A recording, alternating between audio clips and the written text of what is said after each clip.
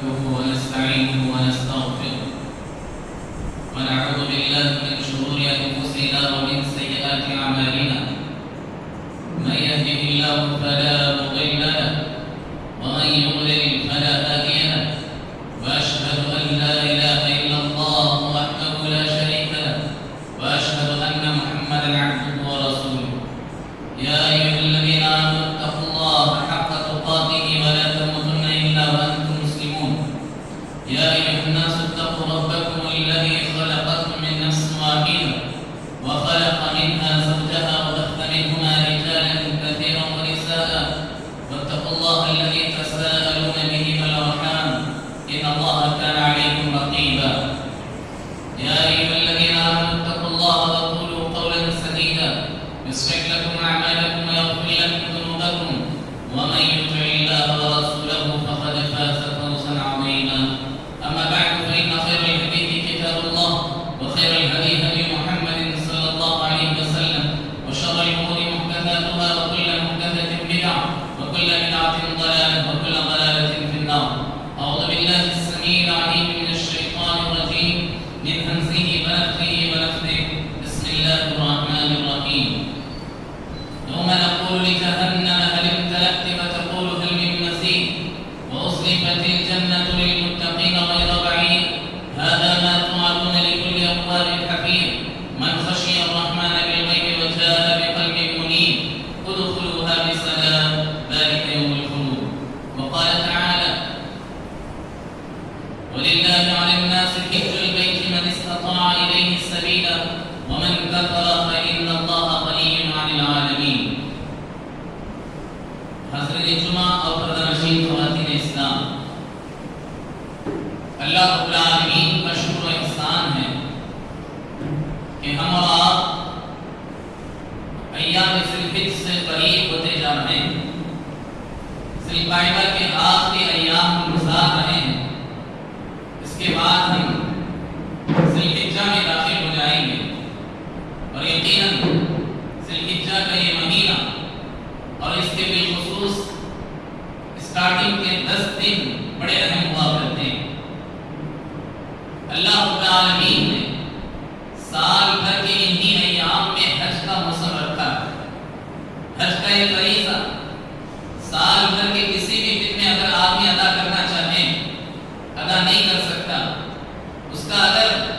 وہ حج کے مناسک کی حج کے جو کام ان دنوں میں ہوتے ہیں ان کام کو اگر وہ ہر مہینہ کئیوں مرتبہ بھی کرتے رہے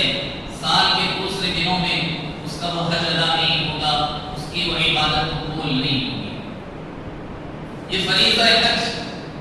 اسلام کا 5واں رکن ہے جسے اسلام نے 5 ارکان قرار دیے ہیں جس کا 5واں بڑا اہم رکن فریضہ حج ہے اور یہ صرف اللہ تعالیٰ نے مالداروں پر فرض کیا یہ چیز اللہ تعالیٰ نے مالداروں پر فرض کر دی اور کہا وَلِلَّهِ عَلَى النَّاسِ حِجُّ الْبَيْتِ مَنِ اسْتَطَاعَ إِلَيْهِ سَبِيلًا جو آدمی بھی اپنے اندر طاقت رکھتا جس آدمی کے پاس بھی استطاعت ہو جس آدمی کے پاس بھی روپیہ پیسہ اور اس کے ساتھ صحت و عافیت ہو امن و سلامتی ہو اسے چاہیے کہ وہ اللہ کے اس گھر کا طواف کرے اللہ کے اس گھر کا قصد کرے ارادہ کرے اور حج کے اس مناسک کو ادا کرے ومن کفر فإن اللہ غنی عن العالمین جو آدمی اس کا انکار کرے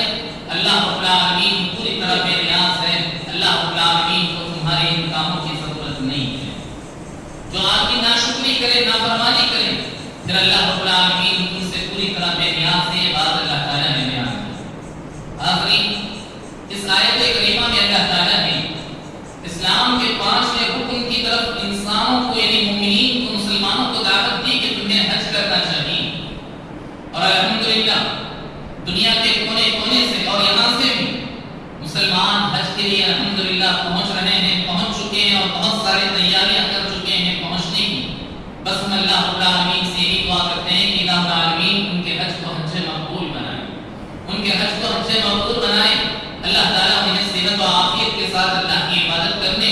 اور اللہ تعالیٰ کی ان عبادتوں سے جو اسباب انہیں حاصل ہو جائیں اور وہ پھر صحت و عافیت کے ساتھ اپنے گھر لوٹ جائیں ہم یہی دعا کرتے ہیں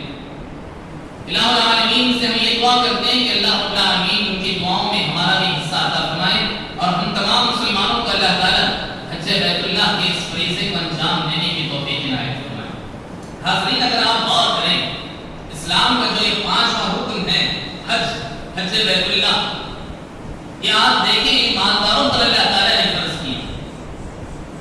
اس دنیا میں کروڑوں مسلمان ہونے کے باوجود صرف اور صرف 40 سے 50 لاکھ مسلمانوں کو پرمیشن دی جاتی ہے اور 40 سے 50 لاکھ مسلمان اللہ رب العالمین کے اس فریضے کو انجام دینے کے لیے وہاں جمع ہوتے ہیں. اور اللہ رب العالمین کی اس دنیا میں بے شمار لوگ مسلمان ہیں، لیکن حج بیت اللہ کے اس فریضے کو اللہ تعالیٰ نے جو فرض کیا، جس کو انجام دینے کے لیے صرف 40-50 لاکھ مسلمان پہنچتے ہیں اور بہت سارے مسلمان پہنچنا چاہتے ہیں، پہنچ نہیں سکتے. اور بہت سارے مسلمانوں کا معاملہ یہ ہے کہ وہ اتنے غریب ہیں، اتنے مسکین ہیں کہ ان کے پاس اتنا پیسہ نہیں ہوتا کہ اللہ کے اس گھر کا طواف کر سکیں. اس کے باوجود اللہ تعالیٰ نے سوال یہ ہے، غور کرنے کی بات یہ ہے کہ اس کے باوجود اللہ تعالیٰ نے اس کو 5واں رکن کیوں قرار دیا؟ اسلام کا ایک بیس کیوں قرار دیا؟ اسلام کا ایک رکن کیوں قرار دیا؟ حاضرین، غور کرنے کے بعد بات یہ معلوم ہوگی کہ اللہ رب العالمین نے حج بیت اللہ کے لیے جو مسلمان پہنچتے ہیں اور ان ایام میں جو حج کرتے ہیں، ان میں جو پیغامات اللہ تعالیٰ نے حاجیوں کے لیے رکھے ہیں، وہی پیغامات اللہ تعالیٰ نے دنیا کے ہر کونے کے مسلمانوں کے لیے رکھے. دنیا کے کونے کونے کے مسلمان جہاں بھی موجود ہوں، ان سب کے لیے اللہ تعالیٰ نے حج کے اس جو ہے رکن میں سب کے لیے بہت سارے اسباب رکھے ہیں، بہت سارے درست رکھے ہیں. حالانکہ اگر ہم دیکھیں تو مسلمان جو دنیا میں موجود ہیں، اس زمین پر موجود مسلمانوں کی تعداد کے مقابلے میں وہاں پہنچنے والوں کی تعداد بہت کم ہوتی. اس کے باوجود اللہ تعالیٰ نے اس حج کے ایام میں جو اسباب رکھے وہ پورے مسلمانوں کے لیے رکھے.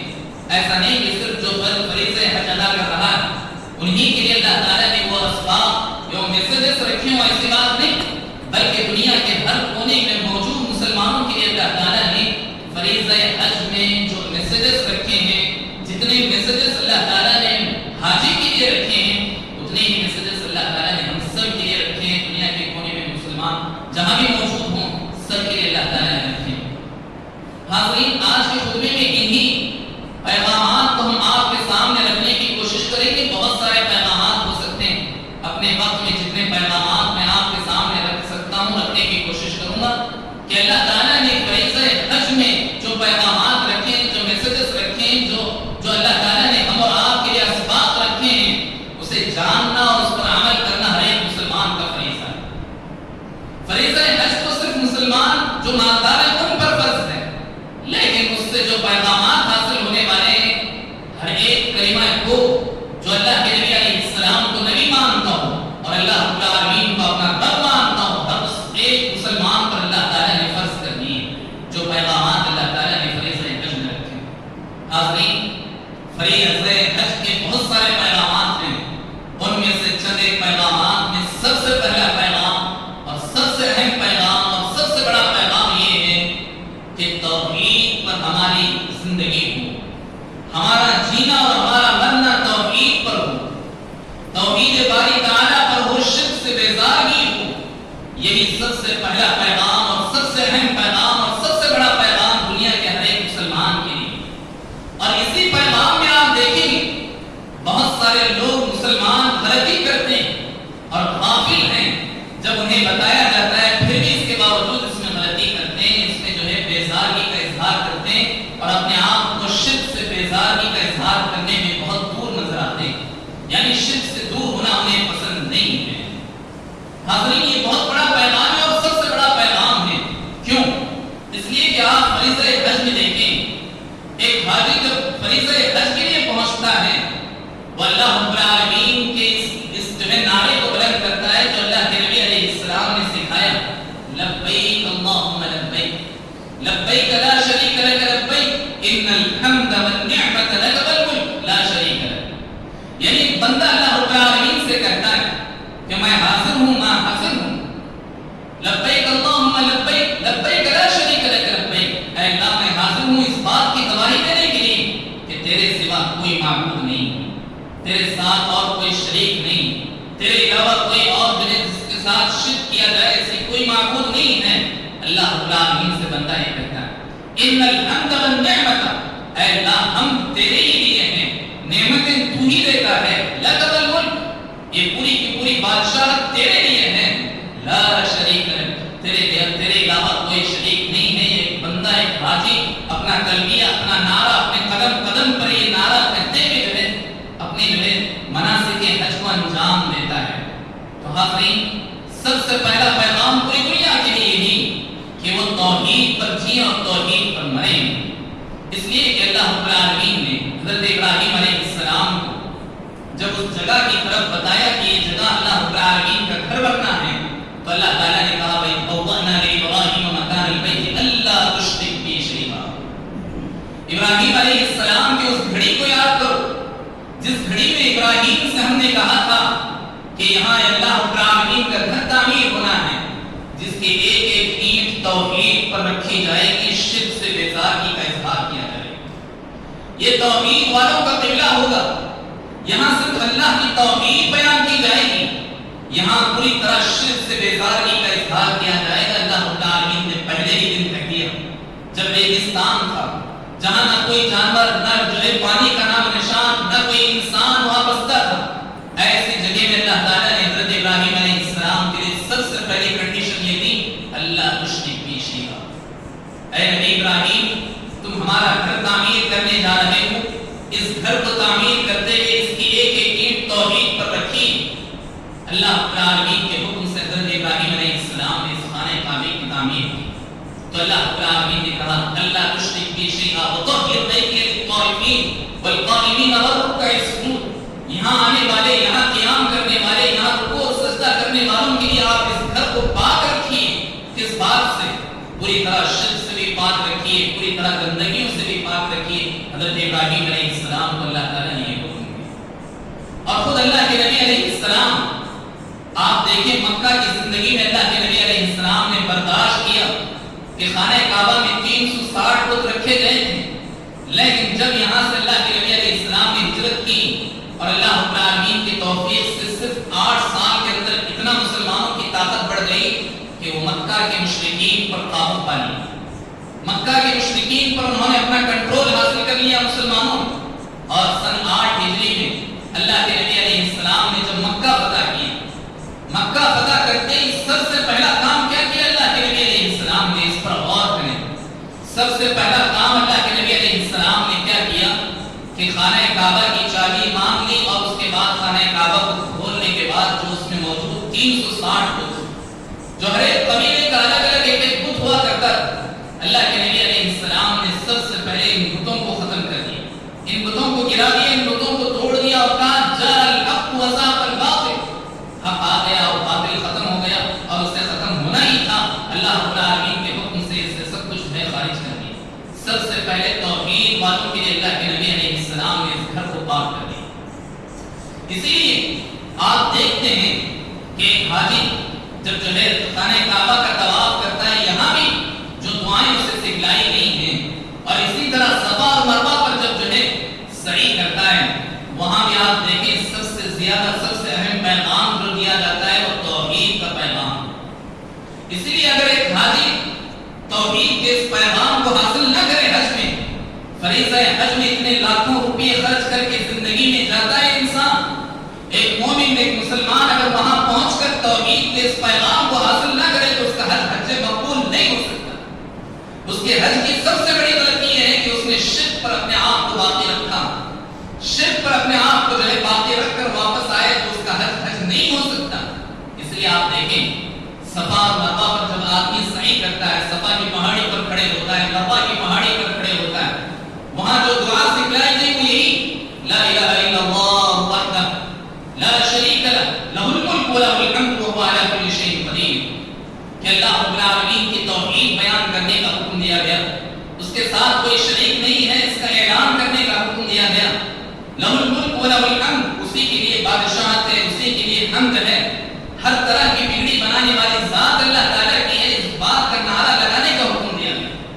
آپ اسی طرح دیکھیں مروہ پر آپ کی پہنچتا ہے، وہاں بھی اسی نعرے کو لگانے کا حکم دیا گیا۔ اور صفا پر جب پہلی مرتبہ آتا ہے لا الہ الا اللہ وحدہ انجز وعدہ ونصر عبدہ وہزم الاحزاب وحدہ، ان سب چیزوں میں جتنی بھی دعائیں سکھلائی گئی، سب کے سب دعاؤں میں اللہ تعالیٰ نے توحید کا پیغام رکھا، اور یہی سب سے بڑا پیغام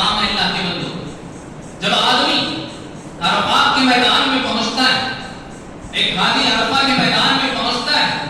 عرفہ کے میدان کی اس کی ایک ایک گھڑی، ایک ایک منٹ، ایک ایک سیکنڈ بڑا اہم ہوتا ہے، اور اصل حج تو عرفہ کا میدان ہی ہے۔ اس لیے اللہ کے نبی علیہ السلام نے فرمایا الحج عرفہ، حج نام ہے عرفے کے میدان میں کھڑے ہونے کا، اور یہاں اللہ کی عبادت کرنے کا، اور یہاں اللہ کی عبادت کے لیے بندے کو جو ذکر سکھایا گیا وہ یہی لا الہ الا اللہ،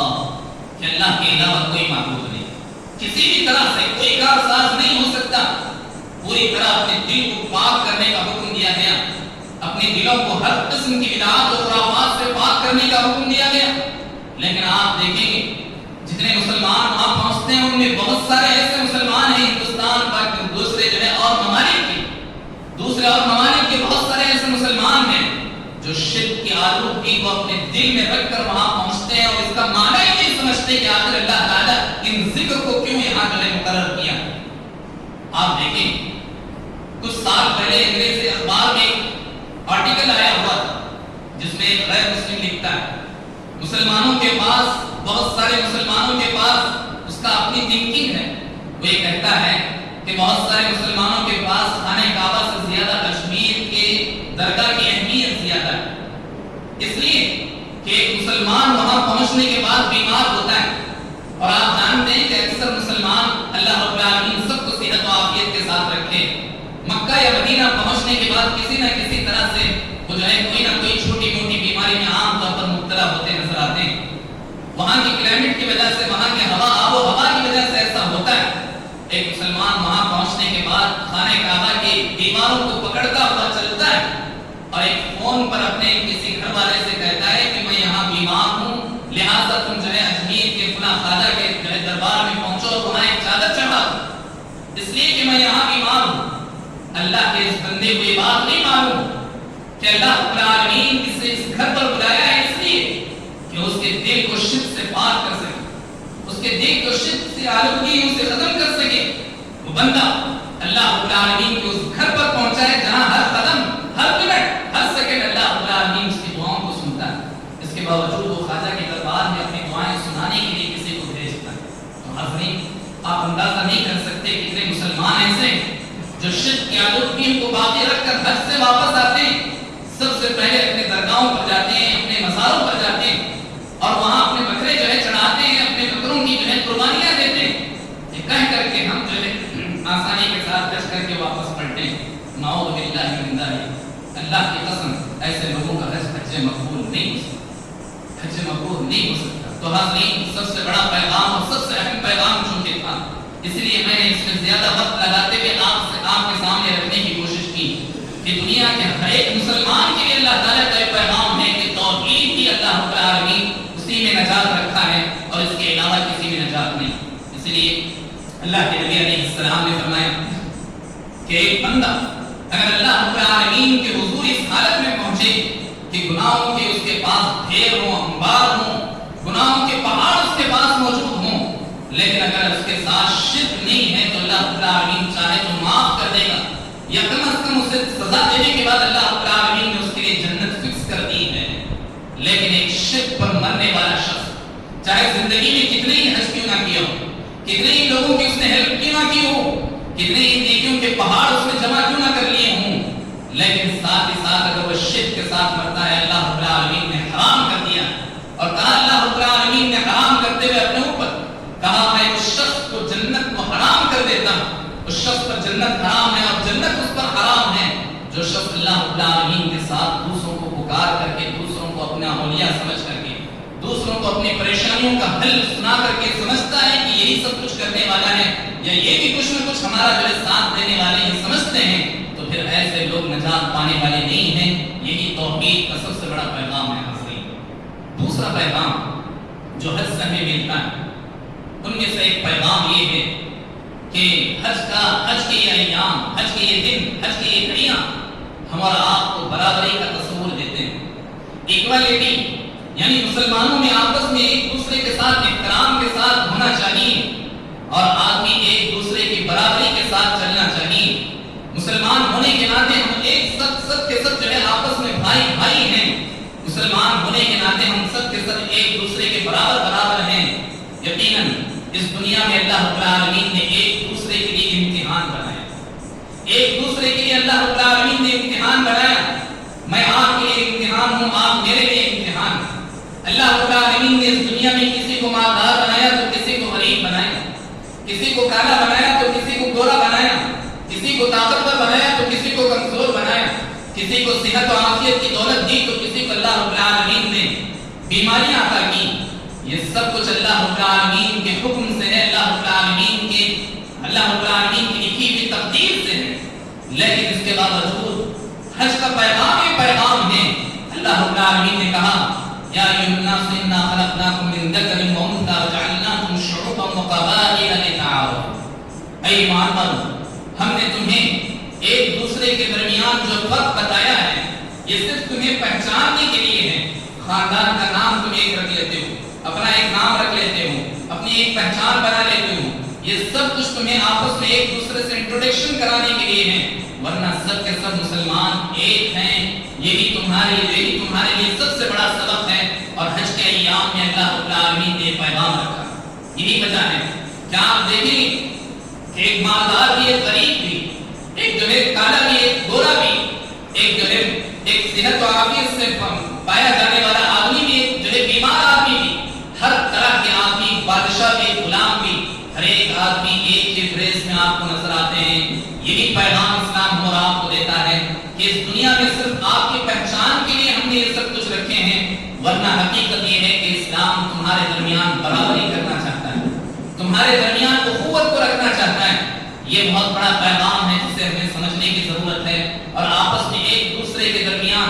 فرق کرنے کے بجائے مسلمان ہونے کے ناطے آپس میں ایک دوسرے سے محبت اور الفت کے ساتھ زندگی گزارنے کی ضرورت ہے۔ حاضرین، ایک بڑا اہم پیغام یہ ہے حج کے ان دنوں سے، حج کے ان مناسک سے، کہ امن و شانتی کے ساتھ ہمیں جینا چاہیے۔ دنیا کے جس کونے میں بھی ہم رہیں، امن کے ساتھ، شانتی کے ساتھ، پیسفل انداز میں ہمیں زندگی گزارنی چاہیے۔ یہ پیغام حج کے ایام میں دیتے ہیں۔ آپ دیکھیں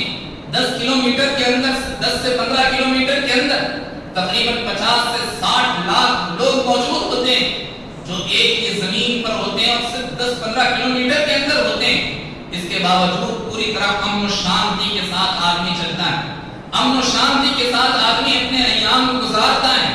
نہ وہاں زنا ہوتا ہے، نہ وہاں آدمی اپنی غلط نظر دوسروں پر اٹھاتا ہے، نہ وہاں چوری ہوتی ہے، نہ وہاں کسی پر ظلم ہوتا ہے، نہ وہاں لڑائی جھگڑے ہوتے ہیں۔ دنیا کے کسی بھی کونے میں، کسی بھی جو ہے خطے میں ایسی مثال پائی نہیں کر سکتی جیسے امن و شانتی کی مثال اللہ رب العالمین نے حج کے ان ایام میں، ان دنوں میں رکھی۔ اسی لیے اللہ رب العالمین نے حج کرنے والوں کو یہ پیغام دیا، فمن فرض فیہن الحج فلا رفث ولا فسوق ولا جدال فی الحج۔